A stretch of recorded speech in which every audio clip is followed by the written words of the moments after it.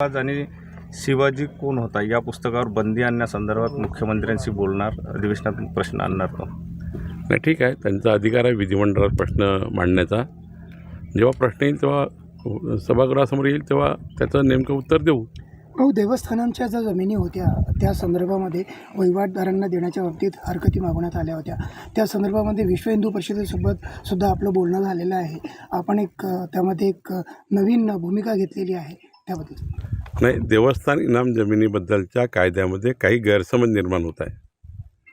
हा कायदा देवस्थानला मजबूत करणारा कायदा आहे. कायद्याचं स्वरूप थोडं बदललं गेलं पाहिजे, कायद्यामध्ये काही तरतुदी बदलल्या पाहिजे, काही तरतुदी नवीन आणल्या पाहिजे, याकरताची भूमिका राज्य सरकारची आहे. म्हणूनच राज्य सरकारने हा कायदा पब्लिक डोमेनला टाकलेला आहे. राज्य सरकारने जर लोकांचं म्हणणं ऐकून घ्यायचं नसेल तर डायरेक्ट कायदा आणला असता.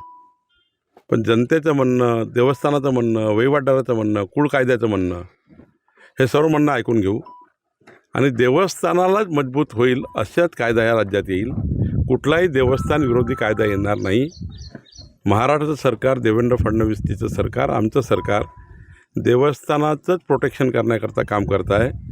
कायद्यामधल्या काही तरतुदी जर क्लिष्ट असतील किंवा काही देवस्थानाला पटल्या नसतील त्या बदलता येतील. आम्ही ठरवलं आहे की 5 जूनपर्यंत आम्ही राज्याच्या जनतेला सुनावणी, राज्याच्या जनतेला आपले आपले मत टाकण्याचा अधिकार दिला आहे आणि मग 5 तारखेला आम्ही एक राज्यस्तरीय समिती स्थापन करू. माझ्या अध्यक्षतेखाली आमचे एसीस असतील, आमचे उपसचिव असतील आणि देवस्थानातले जवळपास 11 महत्त्वाचे पदाधिकारी असतील.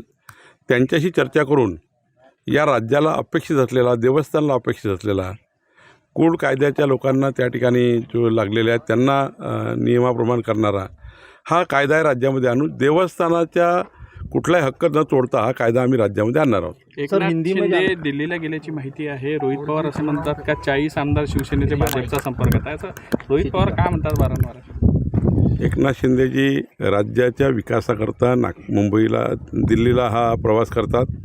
नेहमीच्या प्रवासामध्ये नगर विकास, गृहनिर्माण, राज्याचे अनेक त्यांच्या खात्याचे मंत्री आहेत.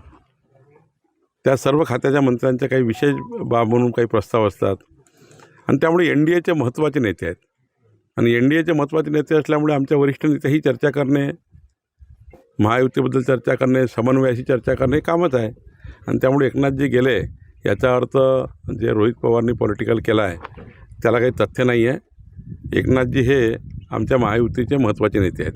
सर, कर्नाटकचा आंबा कुठंतरी महाराष्ट्रामध्ये देवगडचा हापूस म्हणून विकला जातो, त्यामुळे कारवाई होत नाही. ते एका शेतकऱ्याने संतप्त होत सिंधुदुर्गमध्ये हे स्टॉल होते शेतकऱ्याचे, ते फेकून दिले, म्हणजे याचे हापूस कर्नाटक. त्यावर पुन्हा तपासून घेऊ काय परिस्थिती आहे, त्यावर का मार्ग काढू. सर, मुंबईमध्ये रिक्षा चालकांना मराठी यायला पाहिजे, त्यांना शिकवण्याचं मोहीम सुरू केलेली आहे. त्याच्यावर कैलास कोळंबकर यांनी केलं की जर मराठी येत नसेल तर हिंदी बोलता आलं पाहिजे आणि हिंदी बोलता येत नसेल तर मराठी, म्हणजे कुठलीही भाषा असली तरी ते चालली नाही. महाराष्ट्रात राहणाऱ्या व्यक्तीला मराठी भाषा आलीच पाहिजे, हिंदी आली पाहिजे आणि त्यांची मातृभाषा आली पाहिजे. शिकण्याचा प्रयत्न केला पाहिजे. आता नाही शिकणार तर काही त्यांना महाराष्ट्राबाहेर काय थोडी काढणार आहे. पण हा प्रयत्न आहे की सर्वांनाच मराठी बोललं पाहिजे. याचा अर्थ असा काढू नये की बाबा आम्ही काही ते शक्ती करतो आहे, हे करतो आहे. हां, महाराष्ट्रामध्ये थोडा शिकून जर येत असेल तर तेही शिकली पाहिजे. महाराष्ट्रातील ताज्या बातम्यांसाठी बघत रहा टाइम्स टुडे 18 न्यूज. सोबतच शेअर करा, सबस्क्राईब करा आणि बेल आयकॉन प्रेस करा.